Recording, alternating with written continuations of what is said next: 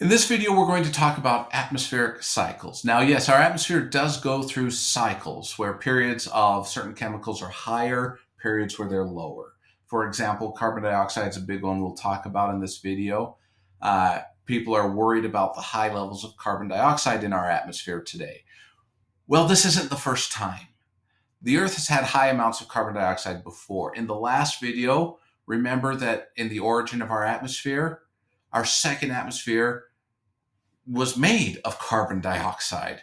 So we had extremely high concentrations of carbon dioxide back then.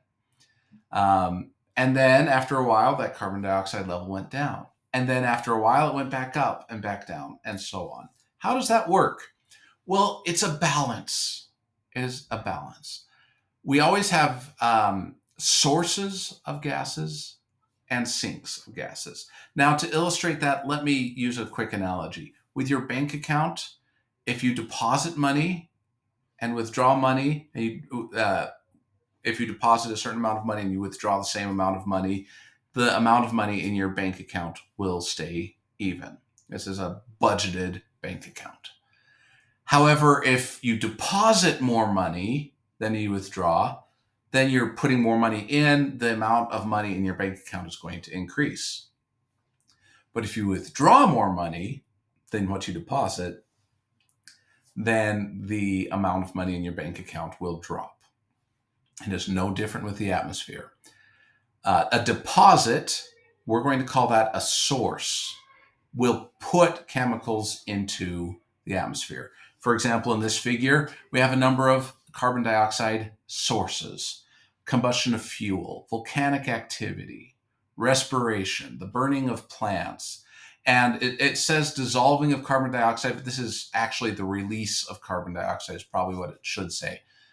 Releasing carbon dioxide that had been dissolved. All of these are adding carbon dioxide to the atmosphere. These are carbon dioxide sources. Now, the withdrawal, the thing that takes it away, is what we're going to call a sink. A sink is just pulls the gases out of the atmosphere and puts them out of the picture. Photosynthesis, chemical weathering, and the actual dissolving of carbon dioxide into water. All of these pull carbon dioxide out. These are carbon dioxide sinks. So you have sources and you have sinks. And the balance of these is what we are really concerned about. When there is a balance, the composition of our atmosphere remains very stable. But if there's a misbalance, then the composition changes. And this is one of the big concerns that we have in our day today. Here in this figure, there's a little inset that shows what's happened over the last 1,000 years, while the main figure is looking at the last 60 years. Okay? Over the last 1,000 years, for most of that, the levels of carbon dioxide were actually pretty flat. That's the orange line at the bottom of that inset. Carbon dioxide has varied. They changed because there was a slight misbalance in sources and sinks, but not enough to really throw it off balance. Then all of a sudden, after 1800, something changed. And all of a sudden, there are way more sources than there are sinks. And as a result, the amount of carbon dioxide has been building up in our atmosphere. This has been one of the big concerns in the climate community and in politics as well. We'll look at some other balances. Another one that's very common to look at is the water cycle. When we start talking about humidity and precipitation, we'll look at the water cycle, which is just a balance of water as well.